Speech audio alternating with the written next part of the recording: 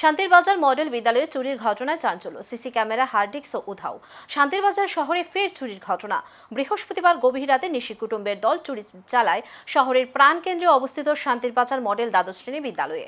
শুক্রবার সকালে স্কুলের কর্মী সাবিত্রী দাস তালা খুলতেই দেখতে পান একাধিক কক্ষের তালা ভাঙা অবস্থায় রয়েছে। স্কুল ইনচার্জ নরেন্দ্র চক্রবর্তী জানান, প্রধান শিক্ষিকার কক্ষসহ গুরুত্বপূর্ণ রুমগুলিতে চুরির ঘটনা ঘটে। স্কুলের শিক্ষক সমর সরকার জানান, চোরের দল সিসিটিভি, হার্ড ডিস্কও নিয়ে গিয়েছে, যার ফলে তদন্ত আরও জটিল হয়ে উঠেছে। তার মতে, রাত্রিকালীন টহলদারি না থাকায় বারবার এমন ঘটনা ঘটছে।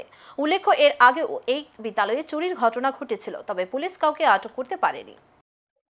আমি নরেন্দ্র চক্রবর্তী, শান্তিবাজার মডেল দ্বাদশ শ্রেণী বিদ্যালয়ের আজকে চার্জে আছি।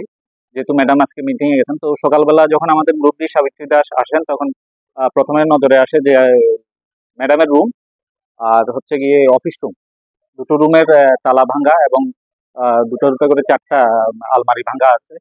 জিনিসপত্র এখনো পর্যন্ত আমাদের নোটিশে আসেনি, এমনকি জিনিস নিয়েছে কিনা কতটুকু আমরা বুঝতে পারছি না ঠিক ঠিক। তো এর আগেও ৩-৪ মাস আগেও এরকম হয়েছিল। এই হচ্ছে আমাদের এখন পুলিশ এসছে, দেখছে।